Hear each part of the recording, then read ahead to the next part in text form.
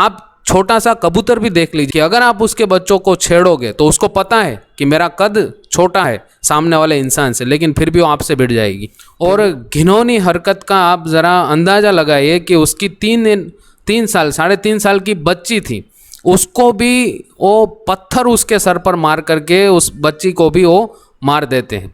तो दोस्तों, आज हमें उस दर्दनाक केस के बारे में बात करनी है जिसके चर्चे चारों ओर हैं। जी हाँ, मैं बिल्किस बानो केस के बारे में बात कर रहा हूँ। सबसे पहले हम सब लोग को और ज़्यादातर लोग को एक क्वेश्चन होता है कि ऐसे दर्दनाक केस के आरोपी, वो 11 लोगों को जो एक्यूज्ड थे, जो सुप्रीम कोर्ट द्वारा गुनाहित थे, उनको छोड़ा क्यों गया। तो बात को ज़रा समझ लीजिए कि इसके पीछे 2 रीज़न है। पहला रीज़न ये है कि जो हमारे 75 ईयर्स आज़ादी की हम सेलिब्रेशन कर रहे हैं, तो उसकी वजह से मिनिस्ट्री ऑफ होम अफेयर्स ने कहीं ना कहीं गाइडलाइन जारी की थी कि जो मेन 60 अबाव जिनकी एज है और ऐसी फीमेल कि जो गुनाहित है और उनकी एज 50 अबाव है, तो उनको रिलीज़ किया जाए। और दूसरा, इसी केस का एक आरोपी राधेश्याम शाह करके, he is from that 11 fellow, right.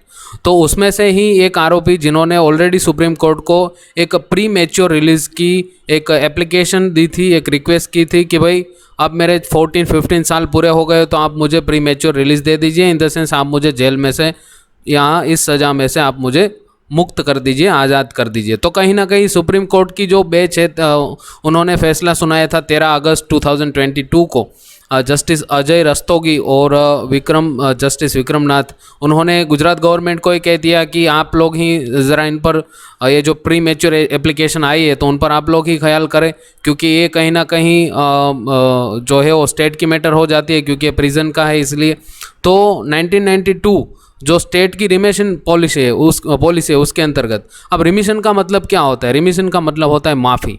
तो 1992 की गुजरात गवर्नमेंट की एक पॉलिसी थी, लेकिन ये पॉलिसी सुप्रीम कोर्ट ने कहीं ना कहीं 2012 में इसको रिजेक्ट कर दिया था कि ये पॉलिसी में कुछ प्रॉब्लम है छोटा मोटा, इसलिए इसमें कुछ आप सुधार कर दीजिए। और यहाँ पर जो लोग सवालात कर रहे हैं, है ना, कि क्यों इनको छोड़ा गया, ये 1992 की पॉलिसी तो अब डिसकंटिन्यू हो चुकी है और अब तो नई पॉलिसी है 2014 की। और 2014 की पॉलिसी ये कहती है कि ऐसे आरोपी कि जो मर्डर और रेप के अंदर जिनको आजीवन कैद हुई है, उनको हम छोड़ नहीं सकते, है ना, ये एक रिस्ट्रिक्शन है। लेकिन गुजरात गवर्नमेंट ने कहीं ना कहीं 1992 की पॉलिसी का हवाला दे करके उनको छोड़ा गया, क्योंकि ये केस जो है वो 2002 में हुआ था इसलिए। तो इस वीडियो के अंदर हमें पूरी वो चीज़ देखनी है कि बिल्किस बानो केस जो है कहीं ना कहीं उस कब हुआ था और वो कितनी लड़ी, वो चीज़ भी हमें देखनी है। तो आइए सबसे पहले हम बात करते हैं। ये मोटी मोटी मैंने आपको 2 वजह बताई कि इन आरोपियों को क्यों छोड़ा गया। अब देखिए रीज़न क्या है। पहले तो बिल्किस बानो रेप का वो कब हुआ था उसको हम देख लेते। जब गोधरा कांड हुआ था 2002 के अंदर 27 फरवरी को, तब कहीं ना कहीं हिंदू मुस्लिम का वो सारा बवाल चल रहा था। और इसी टाइम ये जो बिल्किस थी वो अपने फैमिली के साथ वो अपना गांव छोड़ करके कहीं ना कहीं she was moving from Dahod, वो दाहोद डिस्ट्रिक्ट की थी, और वहाँ से वो कहीं ना कहीं वो एक गांव पर जा रही थी जिस गांव का नाम है चपरवाड़। और जब वो चपरवाड़ पर पहुँचती है तो उनके ही जान पहचान वाले लोग कहीं ना कहीं उस बिल्किस बानो पर रेप करते हैं, उसके साथ 3 और औरतों पर रेप करते हैं, और उसकी माँ जो बिल्किस की माँ उस पर भी रेप करते हैं। और घिनौनी हरकत का आप ज़रा अंदाज़ा लगाइए कि उसकी 3.5 साल की बच्ची थी, उसको भी वो पत्थर उसके सर पर मार करके उस बच्ची को भी वो मार देते हैं, उसका मर्डर कर देते हैं। और आपको जान करके आश्चर्य होगा कि घिनौनेपन की आप हद देखिए। बिल्किस पर जब रेप हो रहा था तो वो 5 महीने की प्रेगनेंसी थी उसको, और वो 5 महीने की प्रेगनेंसी जिस औरत को है, उस औरत पर 11-12 लोग रेप कर रहे हैं। उस बिल्किस की माँ पर रेप करे और दूसरी 3 औरतों पर भी रेप करे और सबको मार दिया। यू वॉन्ट बिलीव, सब पूरे फैमिली को मार दिया। और कहीं ना कहीं बिल्किस भी बेहोश पड़ी थी, लेकिन उन लोग ने ये सोचा कि बिल्किस भी मर गई होगी, सब मर गए, है ना। और पूरी फैमिली जो है कहीं ना कहीं वो लोग इनको मार करके भागते। फिर बिल्किस जो है वो होश में आती है और एक होमगार्ड की मदद से जब वो एक पुलिस स्टेशन तक पहुंचती है तो उस पुलिस स्टेशन में हेड कांस्टेबल सोमाबाई थे।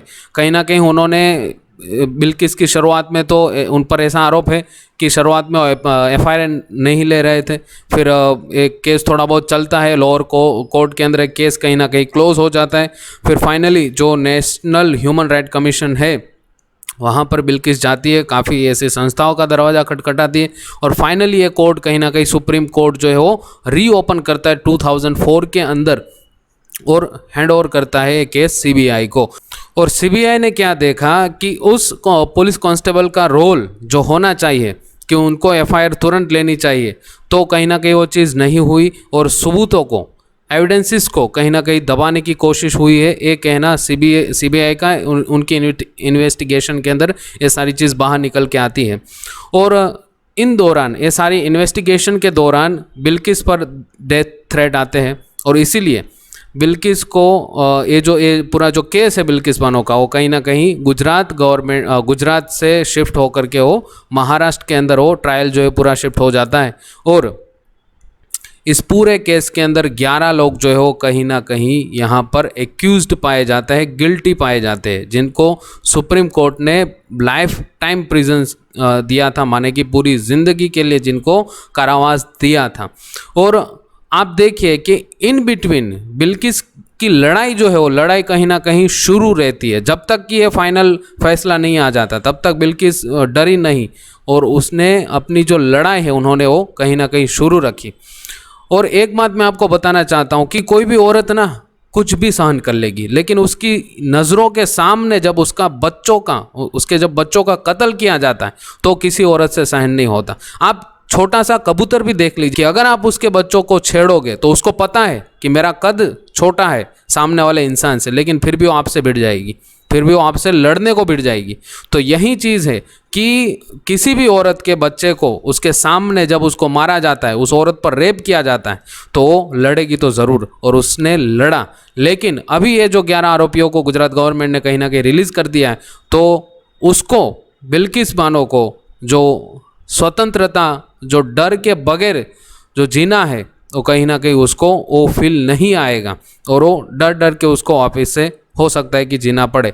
और इसमें 7 और भी आरोपी थे, लेकिन एविडेंस नहीं मिलने की बुनियाद पर उनको जो है वो एक्यूज नहीं ठहराया गया। और एक दूसरा ये है जो पावर ऑफ पार्डन, आर्टिकल 72 और 161 जो इंडियन कॉन्स्टिट्यूशन, वो गवर्नर और प्रेसिडेंट को मुहैया ये पावर ऑफ पार्डन कराता है। लेकिन ये क्योंकि ये स्टेट की मैटर है तो इसके लिए भी एक प्रावधान है, under section 432 of CRPC, state has also power to remit sentences. माने ये जो प्रिजन का मामला है ना, जेल का मामला है, इसीलिए कहीं ना कहीं ये जो पावर है वो स्टेट की है, स्टेट के पास है। और इसीलिए ये पूरा मामला जो है वो गुजरात गवर्नमेंट, मतलब कि जो रिमिट, जो माफ़ी जो दी गई है वो गुजरात गवर्नमेंट के द्वारा दी गई है। और रिस्ट्रिक्शन भी है इसके अंदर कुछ कि 14-15 ईयर्स की अगर वो प्रिजन कंप्लीट करता है कोई भी दोषित व्यक्ति, तभी जाकर के उसको जो है वो रिमिट किया जा सकता है। लेकिन फिर भी आपको कुछ समझना ये है कि जो मैंने आपको आगे कहा है ना कि ये जो रिलीज़ हुए हैं, ये आपको पॉलिसी खास देखनी है। यहाँ पर जो खास करके कंट्रोवर्सी है कि 1992 की पॉलिसी जो कि ऑलरेडी डिसकंटिन्यू हो गई है, जो कि ऑलरेडी क्लोज्ड हो गई है, तो उसको रीओपन करके फिर आप उसका हवाला दे करके क्यों इस केस के अंदर उस 11 आरोपी को रिलीज़ कर रहे हो। और विडम्बना ये है कि मतलब आप देखो कि जेल से वो बाहर तो आ रहे, लेकिन जैसे कुछ बहुत बड़ा काम किया हो, उनको लड्डू खिलाए जा रहे हैं, उनको मालाएं पहनाई जा रही है। इससे पूरे समाज के अंदर संदेश क्या जाएगा, क्या मैसेज जाएगा कि कोई भी आरोपी जो ऐसा काम करेगा कि भाई 10, 15, 12 साल हम जेल गुजार लेंगे, फिर हमें कोई माफ़ कर देगा, ऐसा ही तो मैसेज जाएगा लोगों के अंदर। अरे मतलब वो लेडी जो है वो कोई सी भी कास्ट से हो, हमें ये थोड़ी ना देखना है, हमें ये देखना है कि वो महिला पर बलात्कार हुआ है, उसकी 3 साल की बच्ची को मारा गया है, और वो महिला जब गर्भवती थी तब उस पर रेप किया गया, उसकी माँ पर भी उसकी नज़रों के सामने रेप किया गया है। उसके पूरे परिवारजनों को कहीं ना कहीं मार दिया गया है। और ऐसे केस में जब हम आरोपी को छोड़ते हो तो समाज के अंदर कहीं ना कहीं मैसेज सही नहीं जाएगा। और ज़्यादातर लोग यही मांग कर रहे हैं कि इस केस के अंदर जो भी आरोपी है उनको पुनः जेल के अंदर भेजा जाए। तो लोगों का ख्याल है, लोगों की सोच है, तो आशा है कि ये जो केस में जो कुछ भी ये हुआ है उसके अंदर वापस से गवर्नमेंट कुछ सोचेगी। लेकिन फ़िलहाल अभी तो हम उम्मीद ही रख सकते हैं। तो आशा है कि आपको ये जो सारी इन्फॉर्मेशन है वो समझ में आ गई होगी। लेकिन फिर भी अगर आपको कुछ लगता है तो आप अपने विचार जो है इस कमेंट सेक्शन के अंदर दे सकते हैं। चलिए, थैंक यू वेरी मच।